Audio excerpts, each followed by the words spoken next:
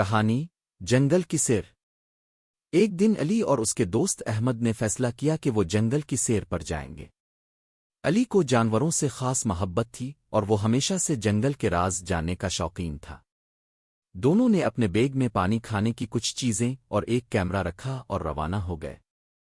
جنگل میں داخل ہوتے ہی ان کی آنکھیں چمک الفاٹ ہے۔ ہر طرف سبزہ ہی سبزہ تھا۔ درخت، پتے اور پھول ان کی خوبصورتی کو بڑھا رہے تھے۔ علی نے کہا، دیکھو کتنی خوبصورت جگہ ہے، یہاں ہمیں کئی جانور ملیں گے۔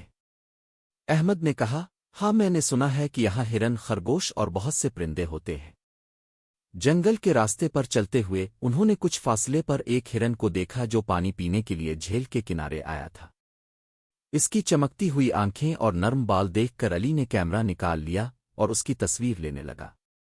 کتنا پیارا ہرن ہے، علی نے خوشی سے کہا۔ احمد نے اپنی آنکھوں کو پھیلا کر کہا، یہ تو بہت شرمیلا لگتا ہے، چلو آہستہ چلیں تاکہ یہ بھاگ نہ جائے۔ دونوں نے دھیرے دھیرے قدم بڑھائے اور ہرن کے قریب پہنچ گئے۔ ہرن نے جب انہیں دیکھا تو تھوڑا سا پیچھے ہٹ گیا، لیکن پھر بھی وہ انہیں دیکھتا رہا۔ علی نے کہا، یہ ہم سے ڈر رہا ہے۔ کچھ دیر بعد ہرن نے واپس جھیل کی طرف بڑھنا شروع کیا۔ دونوں دوستوں نے اس کا پیچھا کیا اور وہاں بیٹھ گئے۔ جھیل کا پانی چمکتا ہوا نظر آ رہا تھا اور ارد گرد پھول کھلے ہوئے تھے۔ احمد نے کہا، آؤ یہاں کچھ دیر بیٹھتے ہیں اور دوسرے جانوروں کا انتظار کرتے ہیں۔ انہوں نے اپنی بیگ سے کھانے کی چیزیں نکالی اور ایک ساتھ بیٹھ کر کھانا شروع کیا۔ اچانک ایک خرگوش ان کے پاس آیا۔ اس کے کان لمبے اور چہرہ معصوم تھا۔ علی نے کہا، یہ تو بہت پیارا ہے۔ خرگوش نے بھی انہیں دیکھا اور پھر ایک طرف چھپ گیا۔ احمد نے کہا، شاید وہ بھی ہم سے ڈرتا ہے۔ کھانے کے بعد انہوں نے سوچا کہ کیوں نہ جنگل کی مزید سیر کی جائے۔ چلتے چلتے انہوں نے ایک درخت کے نیچے کچھ چڑیاں چہچہا رہی تھیں۔ علی نے کیمرہ نکال کر ان کی تصاویر لینے شروع کر دیں۔ چڑیاں کتنی خوش نظر آ رہی ہیں، علی نے کہا۔ احمد نے کہا، کیا تم جانتے ہو، یہ چڑیاں مختلف قسم کی ہے۔ کچھ انڈے دیتی ہیں اور کچھ تو اپنی آواز کی وجہ سے مشہور ہیں۔ دونوں دوستوں نے چڑیوں کے چاچانے کی آوازوں میں خوبصورت موسیقی محسوس کی۔ پھر اچانک جنگل میں ایک بڑی آواز سنائی دی۔ وہ ایک بھالو کی آواز تھی۔ دونوں دوست ڈر گئے اور ایک دوسرے کی طرف دیکھنے لگے۔ احمد نے کہا، یہ بھالو ہے، ہمیں یہاں سے چلنا چاہیے، لیکن علی نے کہا، نہیں، ہمیں بھالو کے بارے میں جاننا چاہیے، ہمیں اسے خوفزدہ نہیں کرنا چاہیے۔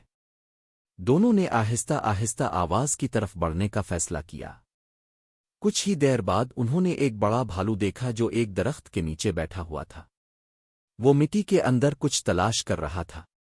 علی نے کیمرہ نکالا اور کچھ تصاویر لینے لگا۔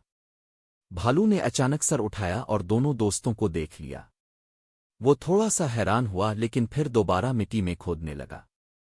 علی اور احمد نے سکون کا سانس لیا۔ ہمیں خوش قسمت کہا جائے گا کہ ہم نے اسے دیکھا، علی نے کہا۔ کچھ وقت گزرتا گیا اور وہ بھالو اپنے کام میں مصروف رہا۔ احمد نے کہا، آؤ ہم کچھ دور چلیں اور مزید جانور دیکھیں۔ وہ دونوں بھالو کو پیچھے چھوڑ کر ایک نئی جگہ کی طرف چل پڑے۔ تھوڑی دور جانے کے بعد انہوں نے ایک درخت کے نیچے ایک چھوٹا سا خاندان دیکھا، ایک لومڑی اور اس کے بچے۔ لومڑی اپنے بچوں کو کھانا دے رہی تھی اور بچے بہت خوش نظر آ رہے تھے۔ علی نے پھر سے کیمرہ نکالا اور ان کی تصویریں لینے لگا۔ کتنی پیاری ہیں یہ لومڑی اور اس کے بچے، اس نے کہا۔ احمد نے کہا، یہ جنگل کا کتنا خوبصورت منظر ہے۔ جنگل میں سیر کرتے کرتے شام ہونے لگی۔ سورج آہستہ آہستہ غروب ہو رہا تھا اور آسمان میں مختلف رنگ بکھر رہے تھے۔ علی اور احمد نے سوچا کہ انہیں واپس گھر جانا چاہیے۔ واپس جاتے ہوئے انہوں نے ایک بڑی گائے کو دیکھا جو کھیت کے قریب کھڑی تھی۔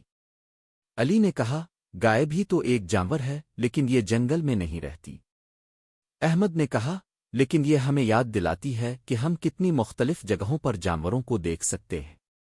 جب وہ اپنے گھر پہنچے تو دونوں کے چہروں پر خوشی اور اطمینان تھا۔ انہوں نے اپنی ساری تصویریں دیکھیں اور اپنے تجربات کو ایک دوسرے کے ساتھ بانٹا۔ علی نے کہا، آج کا دن واقعی خاص تھا، ہمیں دوبارہ جنگل کی سیر کرنی چاہیے۔ وہ احمد نے مسکرا کر کہا، جی ہاں، اور اگلی بار ہمیں اور بھی جانور دیکھنے کا موقع ملے گا۔ دونوں دوستوں نے فیصلہ کیا کہ وہ ہر ہفتے ایک نئی جگہ پر جانوروں کی سیر کرنے جائیں گے اور ہر بار نئے تجربات کا سامنا کریں گے۔ جنگل کی سیر نے انہیں جانوروں کے بارے میں سیکھنے اور قدرت کی خوبصورتی کا تجربہ کرنے کا موقع فراہم کیا۔ اس طرح علی اور احمد کی دوستی اور بھی مضبوط ہو گئی اور وہ ہمیشہ جانوروں اور قدرت کی خوبصورتی کو محسوس کرتے رہے۔ جنگل کی سیر ان کی زندگی کا ایک خاص حصہ بن گئی جو انہیں ہمیشہ خوشی اور سکون عطا کرتی رہی۔